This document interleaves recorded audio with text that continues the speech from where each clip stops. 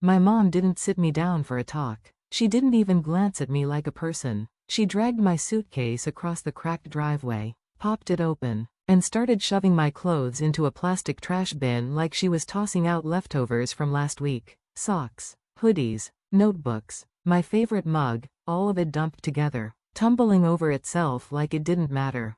I stood there in my work shoes, the smell of coffee and syrup still clinging to my uniform from the brunch shift, watching my life get piled next to the recycling. I'm Harper. I'm 24. That bedroom, the one with the pale blue walls and the faded curtains, was the only reason I could afford to stay and help run the diner. It was my anchor, my quiet corner of the world where I could breathe after long shifts, where I could study online classes, where I kept everything organized while the chaos of the diner consumed the rest of my family.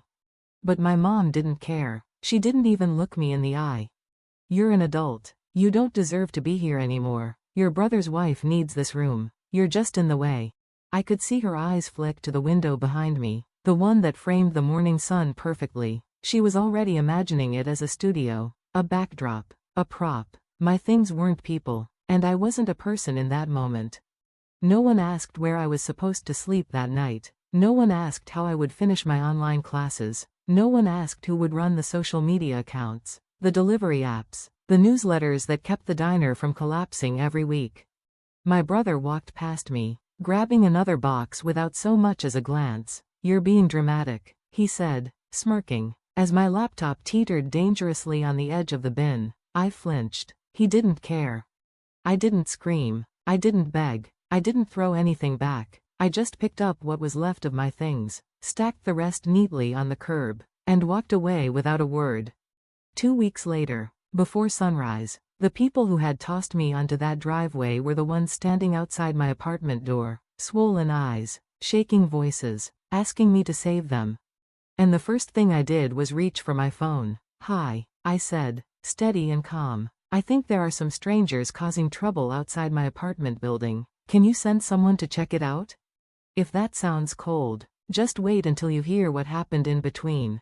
I didn't cry on that driveway, not until I was in the back of an Uber, watching the house I grew up in shrink into the rearview mirror. Did I let myself feel anything? And when I did, it was a strange mixture of rage, grief, and clarity, like watching a slow-motion crash you can't stop.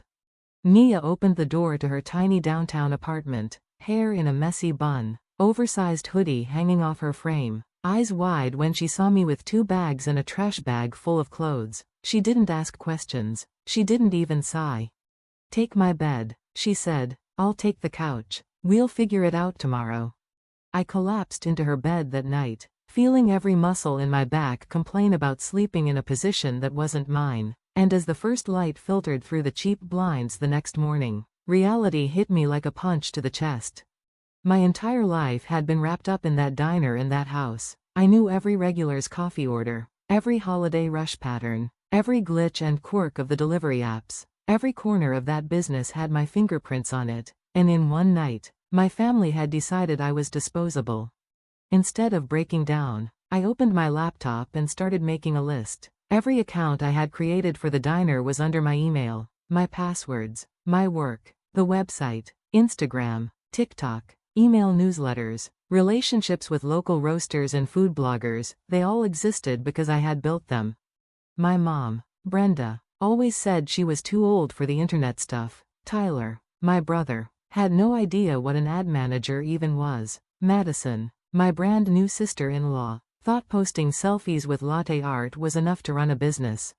I spent 12 straight hours cleaning up the mess. I logged into every platform, removed their access, changed recovery emails, and downloaded every analytics report, every spreadsheet, every insight I had ever collected. I didn't sabotage anything. I didn't lock them out of their own business banking or delete their pages. I just took back what was mine, the work I had done and the value they had refused to recognize.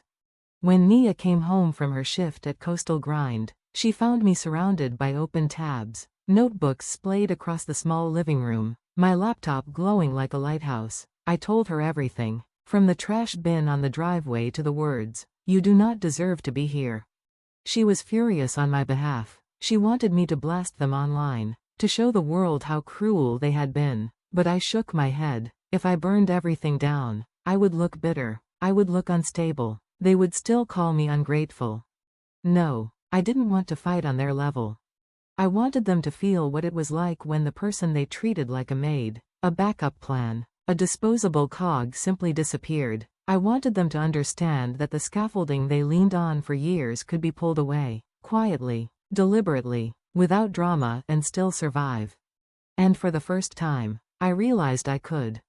One woman had messaged the diner's page about a wrong order. Whoever replied basically told her to calm down and stop being entitled. I didn't have to guess who wrote that. Madison treated customer complaints like personal attacks on her brand. Every DM, every Yelp review, every casual complaint about reheating eggs was met with defensiveness, sarcasm, or outright dismissal. She didn't just mismanage the business, she weaponized it, turning the people who kept our doors open into inconveniences. Meanwhile, the bills at home kept stacking up. The first big hit came when my mom went back to the bank to request another loan. The renovation for my old bedroom had gone wildly over budget. The garage spa project was bleeding money. Tyler had been out of work longer than he admitted, and my mom had been using credit cards to cover vendors when the diner's cash flow dipped. She walked into the bank with that usual confidence, convinced that a prior approval meant she'd be approved again. Instead, she came out clutching a letter. Too much existing debt. Not enough collateral. Income unstable. The interest on the loan she already had was climbing, and late fees were piling up like small but relentless hammers. Through Nia's endless network of cousins, co-workers, and baristas, I later pieced together what happened next. Mom went home and tried to cancel the garage renovation outright, not because she had suddenly become financially responsible, but because the ground finally felt like it was wobbling beneath her. Too late. Madison had already charged half the furniture and equipment on credit cards Mom co-signed, a gleaming chrome cart for skincare products, a towel warmer, fake plants, minimalist wall art, and glass jars for bath salts. She justified every purchase as for the business, but none of it ever touched paying customers. Instead, Madison filmed unboxing videos and morning routine reels in spaces still dusty from construction. Tyler, desperate to feel like the man of the house, backed her on every swipe. "It's going to pay off," he said over and over. "You have to spend money to make money." Meanwhile, the diner I had nurtured for years was hemorrhaging reputation. Without a consistent social media strategy or competent customer service, slow days remained painfully empty. Food took longer because they cut labor costs. Deliveries lagged because Madison tried to manage routes around her filming schedule, and mistakes multiplied. One morning, Mr. Jacobs, a retired teacher who had been eating pancakes at our diner long before I was born, showed up at Coastal Grind. He sat at a corner table, ordered coffee and a breakfast sandwich, then looked at me with guilt shadowing his eyes. "I tried," he said. "I really tried to stick with your mom, but that girl she hired, the one always filming herself, made me feel like an inconvenience for asking my eggs to be reheated." His voice cracked. I refilled his cup, thanked him for his honesty, and felt a pang of both sorrow and vindication. He wasn't the only one who felt it. Later, I checked the diner's social media from a burner account. Grainy photos, messy captions full of typos, defensive replies to negative reviews. The cozy neighborhood spot I had polished for years looked like a parody of itself. Inside the house, things were worse. Hushed arguments erupted into screaming matches. Neighbors who once chatted over fences now closed doors, turned up TVs, avoided eye contact. The police were called twice when Madison launched loud rants about money, loyalty, and how no one appreciated her sacrifices.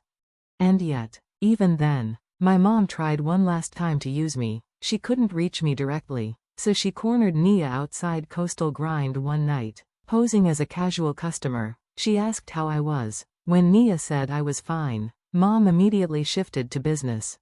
"The diner's struggling. Madison is still learning social media," she said. "If Harper just comes back to help for a while, we can get through this. She can stay in the guest room until things settle."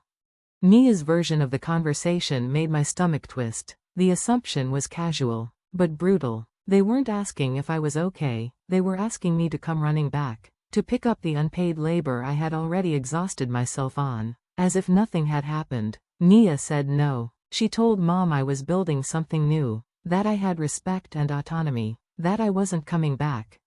Mom's face went hard. She accused me of being dramatic, claimed family forgives and moves on, insisted I shouldn't hold a grudge over one bad day. I didn't cry. I didn't scream. I just felt a clear, heavy truth settle in my chest. My mom did not miss me. She missed what I had done for her. She didn't want her daughter back. She wanted her free social media manager. Meanwhile, at Coastal Grind, the opposite was happening. App numbers climbed. Events sold out. I convinced Blake to rehire the old delivery driver Mom had let go. He knew the neighborhood, the people, and, most importantly, he was treated like a human, not a disposable cog. We added more routes, including one that looped past Mom's diner. Slowly, customers started ordering from us instead. Hot, on-time deliveries, personal notes in the bags, real attention to detail. When the landlord finally sent an official notice about late rent and potential eviction, it rippled quietly through the neighborhood. Commercial landlords in this area tolerated a lot, but not repeated late payments. Mom tried to stall, promising the money would come, but the ledger didn't care about promises. By the time the notice hit, the lease with Coastal Grind was already being drafted. Blake asked my advice on the best location for expansion, and I didn't hesitate. I outlined the corner where Mom's diner sat, the foot traffic, demographics, potential, without ever mentioning my last name.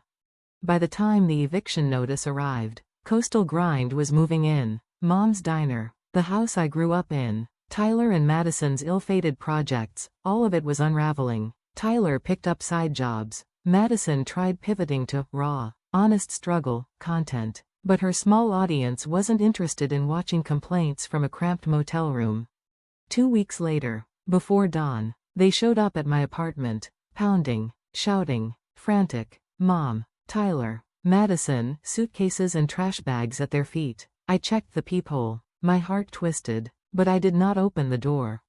Mom begged. Tyler pleaded. Madison stayed quiet but teared up. They were my blood, and yet they had only come when they had nothing else left. I remembered the trash bin, my suitcase on the driveway, the words, "You don't deserve to be here." I dialed the police. Calm, flat, bitter but truthful. Strangers causing a disturbance. Help, please. When they realized the sirens were approaching, my mom's voice cracked. "I'm still your mother."